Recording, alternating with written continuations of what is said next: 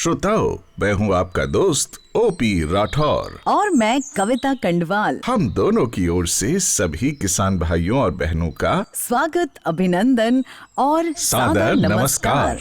श्रोताओं, अपना वादा निभाते हुए आज हम फिर आपसे रूबरू हैं, लेकर आपका मनपसंद कार्यक्रम जिसका नाम है आधुनिक कृषि चौपाल, विज्ञान से किसान तक।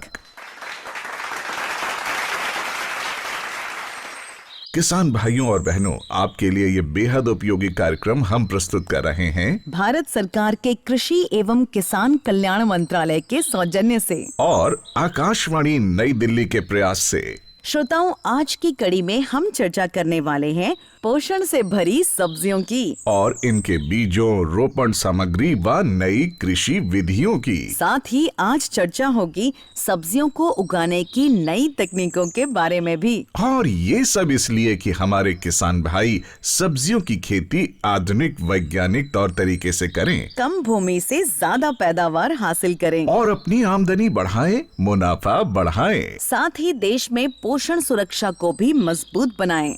तो किसान भाइयों और बहनों, आज सब्जियों से जुड़ी नई जानकारियों का खजाना लेकर हमारे साथ हैं अनुभवी और प्रतिष्ठित सब्जी वैज्ञानिक, जो बहुत सारी काम की बातें बताएंगे, उपयोगी टिप्स देंगे। और हमारे साथ प्रगतिशील सब्जी किसान भी हैं, जिनके सवालों का, शंकाओं का समाधान करेंगे सब्जी वैज्ञानिक। आधुनिक कृषि चौपाल से जुड़ रहे सभी वैज्ञानिकों और किसानों का हम स्वागत करते हैं और चर्चा को आगे बढ़ाते हैं। लेकिन इससे पहले आपको बता दें कि भारतीय कृषि अनुसंधान परिषद ICAR का एक विशेष संस्थान केवल सब्जियों पर अनुसंधान करता है और देश में सब्जी उत्पादन को आगे बढ़ाने में इसका महत्वपूर्ण योगदान है। श्रोताओं, इस विशेष संस्थान का नाम है भारतीय सब्जी अनुसंधान संस्थान, जिसे हम अक्सर IIVR के संक्षिप्त नाम से भी बुलाते हैं। और यह संस्थान स्थित है उत्तर प्रदेश के वाराणसी यानी काशी नगरी में। हमारे लिए प्रसन्नता की बात है कि इस संस्थान के निदेशक और प्रमुख वैज्ञानिक आज की आधुनिक कृषि चौपाल से जुड़ रहे हैं। तो अब हम कृषि चौपाल की शुरुआत करते हैं IIVR के निदेशक डॉक्टर राजेश कुमार से। डॉक्टर साहब, हमें और हमारे श्रोताओं को ये जानना है कि आपका संस्थान क्या अनुसंधान करता है और देश में सब्जी उत्पादन को कैसे बढ़ावा देता है। भारत सब्जी उत्पादन में विश्व में दूसरा स्थान रखता है और वर्तमान में हम 207 से ज़्यादा मिलियन टन सब्जी उत्पादन कर रहे हैं और 11.27 मिलियन हेक्टेयर से, और उत्पादकता हमारी लगभग 18.5 टन प्रति हेक्टेयर है। मैं बता दूं कि इस संस्थान का उदय 1992 में सब्जी परियोजना निदेशालय के रूप में हुआ था। तत्पश्चात 1999 में इनके जो उपलब्धियों को देखते हुए इसको भारतीय सब्जी अनुसंधान संस्थान का दर्जा दिया गया। हम अपने संस्थान की गतिविधियां अपने 3 विभागों, एक क्षेत्रीय अनुसंधान केंद्र और 2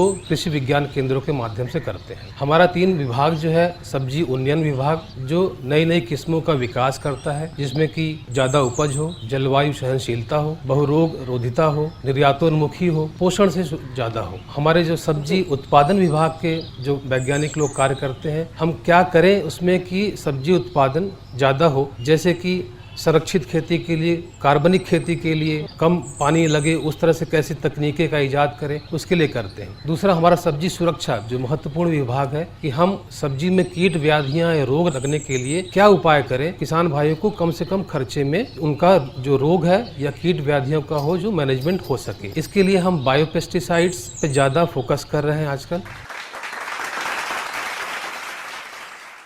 अब हमारे लिए, किसान भाइयों के लिए यह जानना भी जरूरी हो जाता है कि सब्जी संस्थान ने किन सब्जियों की कौन सी किस्में तैयार की हैं। हाँ, ताकि हमारे प्यारे किसान भाई इन्हें अपनाकर पैदावार बढ़ा सकें। और यह उपयोगी जानकारी दे रहे हैं संस्थान के सब्जी उन्नयन विभाग के प्रमुख डॉक्टर नागेंद्र राय जी। भारतीय सब्जी अनुसंधान संस्थान का सब्जी उन्नयन विभाग इस समय 42 सब्जियों पर कार्य कर रहा है और मैं आपको बताना चाहूँगा कि भारतवर्ष में 70 सब्जियां उगाई जाती हैं, जिसमें हम 60% सब्जियों की पर हम अनुसंधान कर रहे हैं, जिसमें हमारी 20 प्रमुख सब्जियां हैं, जैसे टमाटर है, बैंगन है, मिर्च है, फूल गोभी है। हम 22 अप्रचलित सब्जियों पर भी हम खेती कर रहे हैं, जैसे हमारी कलमी साग है, पोई है, बथुआ है और स्वाड बीन है, विंड बीन है, सोयाबीन है।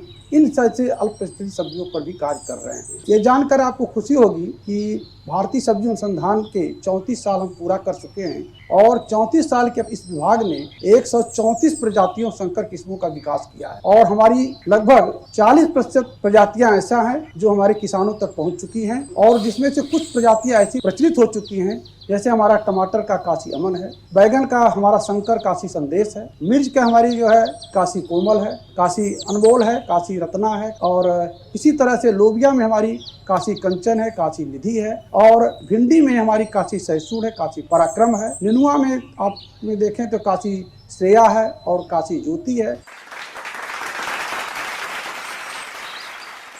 अब हमारे साथ जुड़ रहे हैं सब्जी अनुसंधान संस्थान के बायोटेक्नोलॉजी विभाग के प्रधान वैज्ञानिक डॉक्टर डीपी सिंह।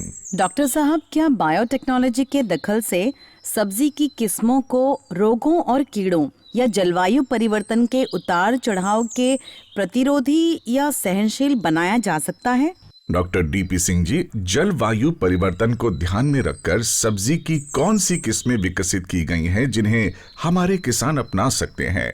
बायोटेक्नोलॉजी एक ऐसा क्षेत्र है जो आजकल काफी तेजी से आगे बढ़ा है। जलवायु परिवर्तन के इस दौर में बहुत सारी समस्याएं हैं और रोग जो है वो पहले से ज्यादा आक्रामक होकर सामने आ रहे हैं। तो इसलिए जो है वो उन रोगों के प्रकोप को कम करने के लिए ऐसी रोग रोधी प्रजातियों को विकसित करने की आवश्यकता है जिनके माध्यम से कि किसानों को लागत भी कम लगे, रासायनिक जो दवाइयां डालते हैं वो दवाइयों का खर्चा उनका कम हो, दवाइयों से जो पर्यावरणीय जो प्रदूषण हो रहा है वो भी बचे और उसके साथ साथ में जो है वो किसानों को उसका अधिक लाभ मिले। तो ऐसी प्रजातियां हम खास तौर से टमाटर में, मिर्च में, भिंडी में इस तरीके की प्रजातियां हम जो है वो वायरस फ्री जो पौधे हैं उनके लिए और इसके अतिरिक्त बैक्टीरिया से जो रोग हैं या फफूंद से जो रोग लग रहे हैं उनके निवारण के लिए हम तैयार कर रहे हैं। आमतौर पर तापमान में एकाएक या तो वृद्धि हो जा रही है या तापमान जो है वो कम हो जा रहा है, तो उससे बचने के लिए जो तापरोधी फसलें हैं, ऐसी फसलें जैसे टमाटर की तापरोधी फसलें, काशी तपस की एक वैरायटी है, यहाँ पे काशी अद्भुत की वैरायटी है, ऐसी फसलें जो है वो हम विकसित कर रहे हैं। इसके साथ साथ में जो पोषण सुरक्षा की बात आपने कही है, पोषण सुरक्षा में एक बड़ी चीज आती है सामने निकल के कि जो biofortified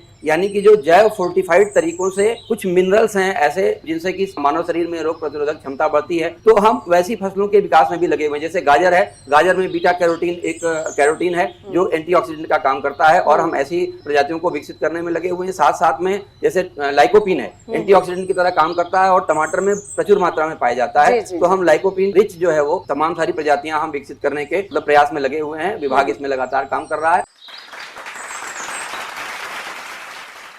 doctor DP Singh ji, हमारे किसान संजय कुमार जी कुछ खास जानना चाहते हैं। सब्जियों के खेती में सर कौन कौन से प्रमुख सूक्ष्म जीव काम में आते हैं और उसका इस्तेमाल कैसे होता है? किसानों को आजकल जैसा कि आप देख रहे होंगे सब्जियों की खेती में सबसे ज्यादा रासायनिक उर्वरक भी और ज्यादा से ज्यादा जो है वो पेस्टिसाइड्स भी, रासायनिक पेस्टिसाइड्स खास तौर से उसका उपयोग कर रहे हैं किसान हमारे। उसके चलते तमाम तरीके की समस्याएं हैं जिनमें कि स्वास्थ्य की समस्याएं भी हैं, पर्यावरण की समस्याएं भी हैं और जो हमारी मिट्टी है उसके और हमारे पौधों के स्वस्थ रहने की भी समस्याएं हैं। जो ये सूक्ष्म जीवों की बात इन्होंने की है, सूक्ष्म जीव वास्तव में एक आज के समय में एक टेक्नोलॉजिकल रूप से माइक्रोबियल टेक्नोलॉजी यानी कि जो सूक्ष्म जीवों की टेक्नोलॉजी है, बायोटेक्नोलॉजी है, उसमें एक बहुत तेजी से उभर कर आने वाला नाम है।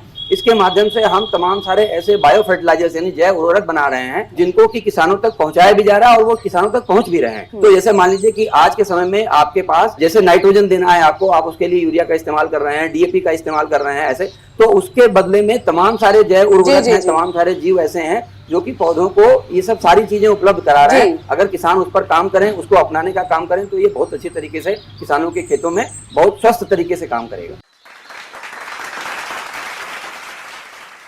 किसान भाइयों और बहनों, अब हम जलवायु परिवर्तन से निपटने की बात को थोड़ा और आगे बढ़ाते हैं और जानते हैं कि इनके लिए उत्पादन तकनीकों में क्या बदलाव करने चाहिए। हाँ, और ये महत्वपूर्ण जानकारी हमें दे रहे हैं IIVR के सब्जी उन्नयन विभाग के डॉक्टर अनंत कुमार। जैसे किसान अब जलवायु परिवर्तन हो रहा, तापमान बढ़ रहा और तरह की परेशानियां आ रही, तो सबसे पहले आपको देखना होगा कि सही चीज का, सही किस्मों का चुनाव करें, क्योंकि कुछ किस्में ऐसी आ गई कि जिनको जो है आप परिवर्तन के हिसाब से ले सकते हैं कि गर्मी में भी टमाटर ले लें, उस तरह का आप कर सकते हैं। दूसरे हम लोगों ने एक तकनीक निकाली है जिसको फरो इरिगेटेड रेड बेड कहते हैं, जिसमें आप सब्जियां चौड़े बेड पे लगाते हैं और बेड के दोनों तरफ आप सब्जियां लगाते हैं और पानी सिर्फ कुंड में देते हैं। तो इस तरह भी देखा गया, क्योंकि पानी की कमी भी आगे और ज़्यादा आने वाली है, सिंचाई के लिए पानी कम मिलेगा, तो आप चौड़ी बेड है उस पर सब्जियां उगाएं और पानी कुंड से दें। तो इस तरह देखा गया कि 36% पानी अकेले इससे बच जाता है। उसके साथ अगर आप मल्च का प्रयोग कर लेते हैं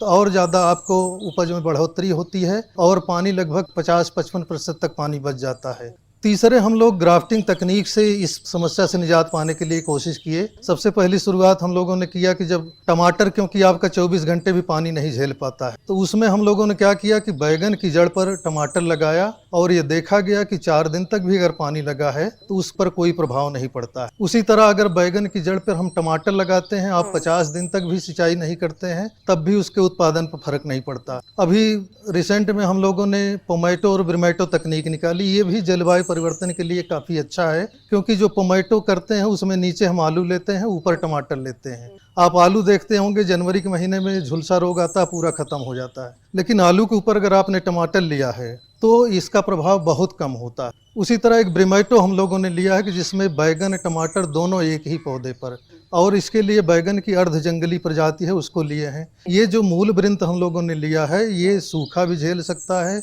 जल भराव भी 4 दिन का है तो वो भी झेल सकता है।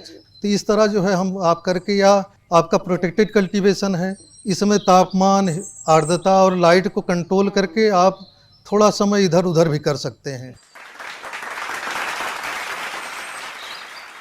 आजकल जैविक यानी ऑर्गेनिक सब्जियों की बात भी हो रही है। इनकी मांग है और बाजार में इनकी कीमत भी अच्छी मिलती है। तो सब्जियों का जैविक उत्पादन कैसे किया जा सकता है? श्रोताओं, इस उपयोगी जानकारी को हमारे साथ साझा कर रहे हैं सब्जी अनुसंधान संस्थान के सस्य विज्ञान विभाग के प्रधान वैज्ञानिक डॉक्टर SK सिंह।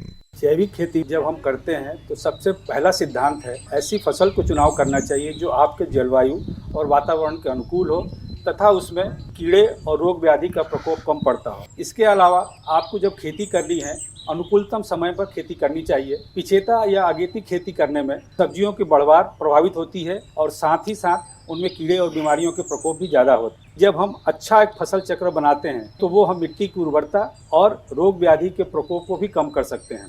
सभी सब्जियां और सभी कंडीशंस में ऑर्गेनिक फार्मिंग या जैविक खेती को नहीं किया जा सकता है।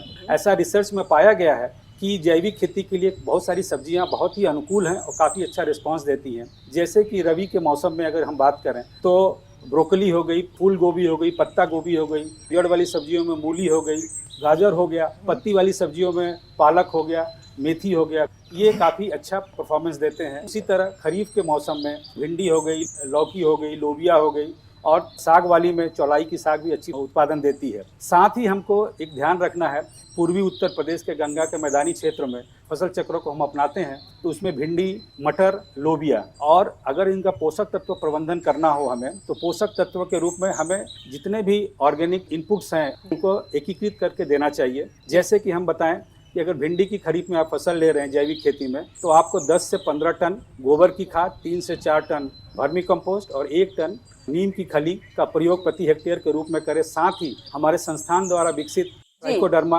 एक्टिनोगार्ड और CRB7 को आप इस्तेमाल करें। लगभग 100 से 125 कुंटल प्रति हेक्टेयर की उत्पादन क्षमता प्राप्त कर सकते हैं। सब्जियों के जैविक उत्पादन की बात चल रही है तो हम यह भी जानना चाहेंगे कि इसमें IPM की क्या भूमिका है, यह कैसे लाभकारी है। बता रहे हैं संस्थान के फसल सुरक्षा विभाग के प्रधान वैज्ञानिक doctor KK Pandey ji. IPM यानी कि एकीकृत नाशी जीव प्रबंधन कहते हैं। इस तकनीक में कई विधाओं को समावेश किया जाता है, जैसे कि भौतिक है, रासायनिक है, जैविक है, या अवरोधी किस्मों का है, या सस्यावर्तन की बात है। तो कहने का मतलब कि इन सभी को मिला करके जब आप सब्जियों की खेती में प्रयोग करते हैं तो उससे रसायन की बिल्कुल ही आवश्यकता नहीं पड़ती है और रोगों और कीटों का समुचित निदान होता है। जब भी आईपीएम की विधि अपनाएं तो यह ध्यान रखें कि किसान भाई सब्जी के रोगों और कीटों के लिए जो आईपीएम की तकनीक वैज्ञानिक द्वारा संतुलित की जाती है उसको फसल लगाने के समय से या बुआई करने के समय से या खेत जुताई करने के समय से ही प्रारंभ कर दें। जब हमारी सब्जी लगे उस समय उसमें रोग और कीट ना लगे और किसी भी रासायनिक दवा का प्रयोग ना करना पड़े।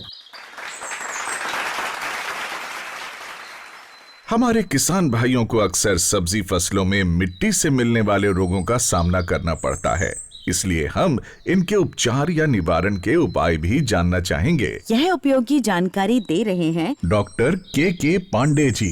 ये विदित है कि मिट्टी में लाभकारी और हानिकारक दोनों तरह के फफूंद और बैक्टीरिया रहते हैं। सब्जियों में खासकर बात की जाए तो बहुत सारी ऐसी बीमारियां हैं जैसे कि आर्द्र गलन जिसको डैम्पिंग ऑफ कहते हैं, उठा होना, जड़ सड़न, तना सड़न, फल सड़न, होमा झुलसा, ये सारी बीमारियां मिट्टी से आती हैं और मिट्टी में ही फफूंद और इसके बैक्टीरिया जीवित रहते हैं। लेकिन एक और भी प्रकृति का ये वरदान है कि मिट्टी में कुछ ऐसे फायदेमंद फफूंद और बैक्टीरिया रहते हैं जिसको कि हम लोग निकाल करके प्रयोगशाला में और उसको बहुगुणन करके मल्टीप्लाई करके बृहद पैमाने पर किसानों के बीच में देते हैं। तो उसमें सबसे प्रचलित और पूरे दुनिया भर में सबसे ज्यादा फायदेमंद एक ट्राइकोडर्मा है, उसकी कई स्पीसीज हैं, अर्जियनम है, विरिडी है। तो ये सारी जो ट्राइकोडर्मा है वो खासकर मिट्टी में ही रहती है, मिट्टी में सड़े गले चीजों को खाती है। तो इसका ये फायदा है कि अगर आप इसको सब्जी में, चाहे वो नर्सरी में बीमारी लग रही हो या हमारी जो मुख्य फसल रोपाई के समय बीमारी लग रही है, जितने भी ये बीमारियां लग रही हैं, इसको मिट्टी में प्रयोग किया जाए या बीज का शोधन किया जाए। तो मिट्टी में प्रयोग करने के लिए ये ध्यान रखने की जरूरत है कि रोपाई या बुआई के कुछ दिन पहले ही इसका मिट्टी में मिला दिया जाए। रोपाई के समय या बुआई के समय में बीज शोधन कर दिया जाए। लेकिन बीज शोधन के समय यह ध्यान रखने की जरूरत है कि जो बाजार में उपलब्ध लाल या हरे रंग से प्राइमिंग की हुई बीज है उसका प्रयोग न करें या किसी भी रासायनिक दवा से शोधित बीज का प्रयोग जो है ट्राइकोडर्मा के बीज शोधन करने के समय नहीं करना चाहिए। सावधानी की जरूरत है कि ट्राइकोडर्मा मिट्टी में डालें तो यह ध्यान रखें कि मिट्टी में अधिक से अधिक जीवांश की मात्रा हो, चाहे वो कार्बनिक पदार्थ में हो, चाहे सनई या ढांचा के रूप में हो या जिस किसी भी फॉर्म में हो, ताकि उस पर जो है उसका मिट्टी में ज्यादा बहुगुणन हो। अब बात आती है कि ट्राइकोडर्मा के अलावा भी हमारे पास कुछ ऐसे एंटागोनिस्ट हैं जो बायोलॉजिकल कंट्रोल में यूज होते हैं, जैसे हमारे पास बैसिलस सबटिलिस है या कीड़ों को मारने के लिए हमारे पास पैसिलोमाइसिस है, बेवेरिया है, लिकेनिसिडियम है, मेट्रीजियम है। इन सब भी ये मिट्टी में रहते हैं। इनको निकाल करके हम कीड़ों के जो खासकर रस चूसने वाले कीटों के ऊपर प्रयोग कर सकते हैं। किसान भाइयों और बहनों, सब्जी अनुसंधान संस्थान द्वारा अनेक योजनाओं के जरिए नई तकनीकों को किसानों के खेतों तक पहुंचाया जा रहा है ताकि पैदावार ज्यादा हो, किसानों का मुनाफा बढ़े। बिल्कुल, ऐसी कुछ योजनाओं के बारे में बता रहे हैं संस्थान के प्रसार विभाग के प्रधान वैज्ञानिक डॉक्टर नीरज सिंह। प्रमुख कुछ जो परियोजनाएं इस समय जो हमारे इस संस्थान के द्वारा चलाई जा रहे हैं उसमें सबसे पहले है फार्मर फर्स्ट। यह परियोजना पिछले एक दशक से जो है ये बनारस और मिर्जापुर के अलग अलग गांवों में यह परियोजना चलाई जा रहे हैं और इस परियोजना की खासियत ये है कि इसमें किसानों की सहभागिता के साथ साथ जो फार्मर्स इनोवेशन की हम बात करते हैं उसे भी ध्यान में रखा जाता है और उनके जो अवेलेबल रिसोर्सेज है, जो संसाधन उनके पास उपलब्ध है, उन चीजों को ध्यान में रखते हुए जो हमारे इस संस्थान की जितनी भी तकनीकें हैं उनको हम उन तक पहुंचाते हैं। और इसमें देखा गया है कि इससे हमारे लगभग जो है 15 से 30% तक की वृद्धि जो है सो अलग अलग जो है सो फसलों में पाई गई है। साथ ही साथ कुछ वर्गीकृत जो वो भी हमारे पास परियोजनाएं, फ्लैगशिप प्रोग्राम ये चल रहे हैं, जैसे कि अनुसूचित जाति के लिए और अनुसूचित जनजाति के लिए। अनुसूचित जाति के लिए वैसे तो सरकार पूरे देश भर में ये कार्यक्रम चला रही है, मगर ये संस्थान 3 राज्यों में, उत्तर प्रदेश, बिहार और पश्चिम बंगाल में ये कार्यक्रम जो है चला रहे हैं।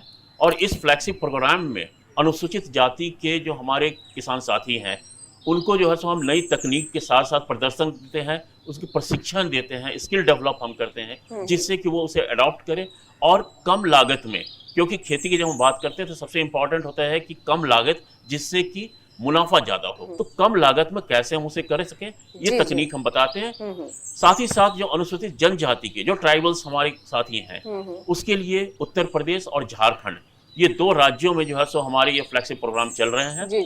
और इसमें लगभग 40 गाँव में अब तक हम जो है सो अलग अलग जो है सो क्षेत्रों में जो है सो ये कार्य हम कर रहे हैं प्रशिक्षण और स्किल डेवलपमेंट कर रहे हैं, साथ ही साथ जो हम प्रदर्शन कर रहे हैं, डेमोन्स्ट्रेशन अलग अलग टेक्नोलॉजी के दे रहे हैं और इससे किसानों को काफी लाभ हुआ है।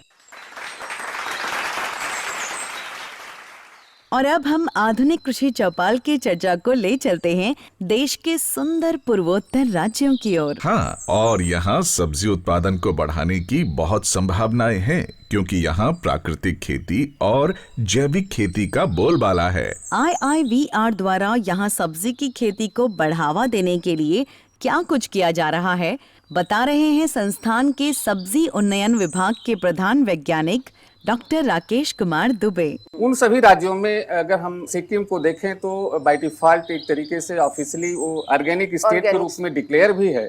साथ ही साथ अगर हम नेशनल एवरेज से देखेंगे फर्टिलाइजर और पेस्टिसाइड एप्लीकेशन का, तो उन राज्यों में निश्चित तौर पर बहुत ही कम मात्रा में पेस्टिसाइड वगैरह का प्रयोग होता है।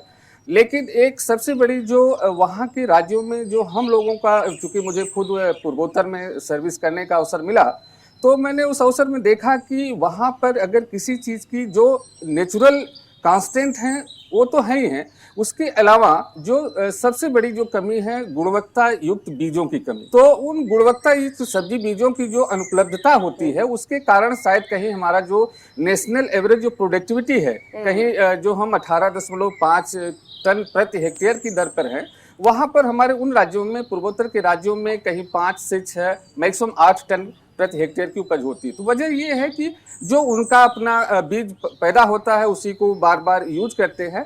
तो उस दिशा में भारतीय सब्जी अनुसंधान ने बहुत अच्छा पहल किया है।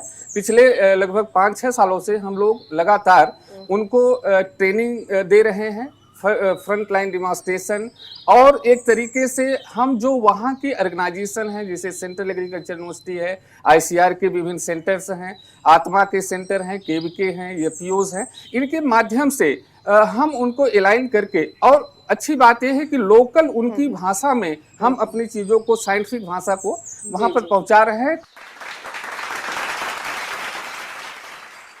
हम उत्पादन और उत्पादकता की बात तो बहुत करते हैं, लेकिन कड़वी सच्चाई ये भी है कि फसल की तुड़ाई के बाद बाजार पहुंचने से पहले सब्जियों की एक बड़ी मात्रा खराब हो जाती है। हाँ, तो इस वेस्टेज को रोकने के क्या उपाय हैं?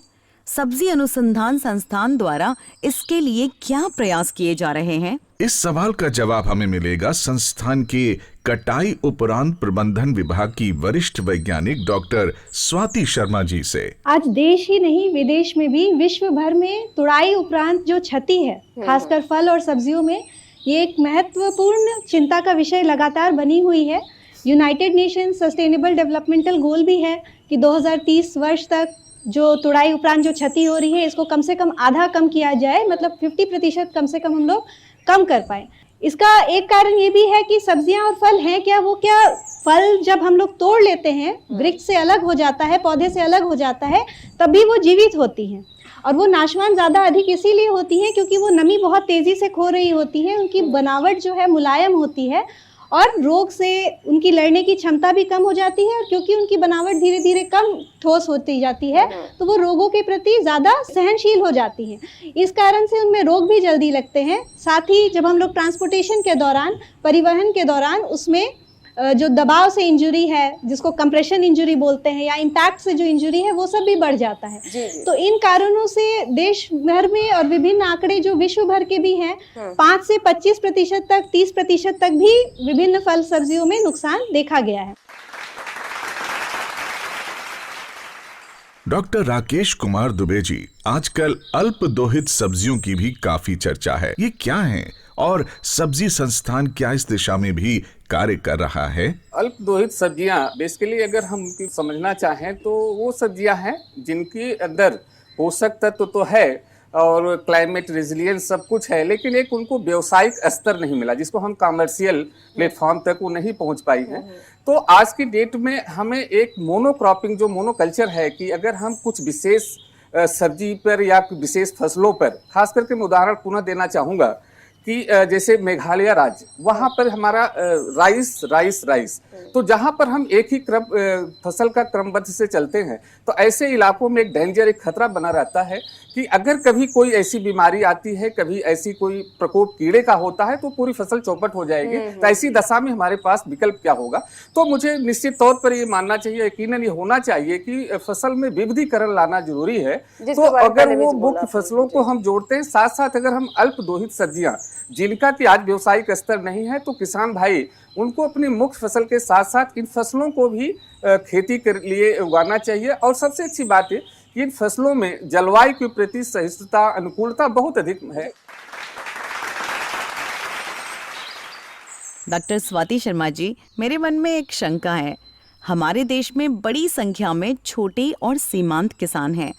इनमें सब्जियों के प्रसंस्करण के लिए कोई प्लांट या मशीन लगाने की क्षमता नहीं है। डॉक्टर स्वाति जी, तो ये सब्जियों का प्रसंस्करण करके अपनी आमदनी कैसे बढ़ाई जाए? प्रसंस्करण के लिए निश्चित ही हमें बहुत सारे इंस्ट्रूमेंट्स की जरूरत पड़ती है, पर अगर हमारा टर्नओवर ज़्यादा हो, मतलब प्रतिदिन हम लोग अगर ज़्यादा प्रसंस्करण करना चाहें तो हमें ज़रूरत पड़ेगी। पर अगर हम लोग लघु स्तर या घरेलू स्तर पर कुछ बनाना चाहें तो ऐसे बहुत सारे कई तरह के प्रसंस्कृत उत्पाद हैं जो आप घर पे बना सकते हैं। FPO के माध्यम से बहुत सारे किसान हैं जो जुड़कर एक साथ उसकी ब्रांडिंग कर सकते हैं। जैसे एग्जाम्पल के तौर पर आप ले लीजिए निर्जलीकृत सब्जियाँ। पहले भी घरों में सुखौते सब्जियों के बनाए जाते रहे थे, ये कोई नई चीज़ नहीं है, लेकिन निर्जलीकरण प्रसंस्करण की दृष्टि से बहुत छोटी छोटी सी चीज़ें हैं। आप लोग बड़े आराम से घर में आसानी से करके छत पर भी कर सकते हैं। जैसे सौर ऊर्जा से जब हम लोग करते हैं तो वो एक निश्चित समय में ही हो पाता है। पर अगर हम लोग एक छोटा सा उपकरण कैबिनेट ड्रायर ले लें तो हम लोग बड़ी ही आसानी से उसको चलाना भी बड़ा आसान है और लो कॉस्ट, कम दाम पर बन सकने वाली, कम से कम 6 महीने तक आसानी से भंडारित होने वाली निर्जलीकृत उत्पाद बना सकते हैं। इसके साथ ही सरकार की एक बहुत अच्छी योजना भी चल रही है, प्रधानमंत्री सूक्ष्म खाद्य प्रसंस्करण योजना। इस योजना के अंतर्गत जो भी किसान भाई हैं वो जब छोटे स्तर पे कोई उद्योग लगाते हैं तो उसमें उन्हें अधिकतम 35% तक सब्सिडी और या फिर 10 लाख रुपए की सहायता सरकार देती है। तो उद्योग आप लगा भी सकते हैं और खुद से कर भी सकते हैं। अब हम आज की आधुनिक कृषि चौपाल को समापन की ओर ले जा रहे हैं, लेकिन इससे पहले डॉक्टर नीरज सिंह जी, हम आपसे ये जानना चाहते हैं कि IIVR द्वारा विकसित सब्जी की किस्मों, आधुनिक तकनीकों आदि का देश के सब्जी उत्पादन पर क्या प्रभाव पड़ा है? देश में सब्जी उत्पादन का परिदृश्य कितना बदला है? जब से संस्थान हमारी ये बनी है, अभी तक हमने जो है लगभग 16 फसलों में 47 अलग अलग किस्में जो उनकी विकसित की गई हमारे संस्थान के द्वारा, उसे 98 हमने जो है अभी टेक्नोलॉजीज जो है वो कमर्शलाइज कर चुके हैं, लाइसेंसिंग कर चुके हैं। हमारी जो है कुछ प्रमुख किस्में हैं, उसके हम इम्पैक्ट भी देखते रहते हैं कि क्या इम्पैक्ट, क्योंकि देश में जब हम अपनी टेक्नोलॉजी दे रहे हैं, फार्मर से उसको ले रहे हैं, तो उससे क्या आर्थिक लाभ हो रही है, वो एक महत्वपूर्ण विषय है। मैं बताना चाहूंगा यहाँ अपने साथियों को कि जैसे कुछ हमारी किस्में हैं, जैसे कि बात करते हैं टमाटर में काशी अमन है, या जो है लोबिया में काशी कंचन है। इस तरह 7-8 फसलों की अगर हम बात करें तो इसका एक अध्ययन में हम लोगों ने पाया है कि पिछले 1 दशक में जो है ये लगभग जो है 10.4 लाख हेक्टेयर एरिया में ये लगाए गए हैं, और इससे करीब जो है 395 करोड़ रुपए की जो है आर्थिक लाभ हुआ है। किसान भाइयों और बहनों, आशा है आज की आधुनिक कृषि चौपाल से आपको सब्जी उत्पादन बढ़ाने के लिए, ज्यादा आमदनी और लाभ के लिए उपयोगी जानकारी मिली होगी। किसान भाइयों और बहनों, इन काम की बातों को, वैज्ञानिकों की सलाह को आप अपने खेतों में आजमाएं और ज्यादा मुनाफा हासिल करें, तभी हमारे वैज्ञानिकों की मेहनत सफल होगी। हम आज की आधुनिक कृषि चौपाल के साथ जुड़े सभी वैज्ञानिकों और किसानों के प्रति आभार प्रकट करते हैं, धन्यवाद देते हैं। और श्रोताओं, हमारा आपसे विनम्र आग्रह है, गुजारिश है कि कृपया हमें यह जरूर बताएं कि आपको आज का कार्यक्रम कैसा लगा और इसे कैसे अधिक उपयोगी और लाभकारी बनाया जा सकता है। आप अपने सुझाव और प्रतिक्रिया हमें ईमेल कर सकते हैं। हमारा ईमेल पता है kkbongold@gmail.com। ईमेल पता एक बार फिर सुने और नोट करें, kkbongold@gmail.com। श्रोताओ, आपकी ईमेल्स की हमें प्रतीक्षा रहेगी। किसान भाइयों और बहनों, हम आपसे जल्द ही फिर रूबरू होंगे आधुनिक कृषि चौपाल की एक नई कड़ी के साथ, नए विषय और नई जानकारियों के साथ। तब तक के लिए हमें दीजिए विदा। नमस्कार। नमस्कार।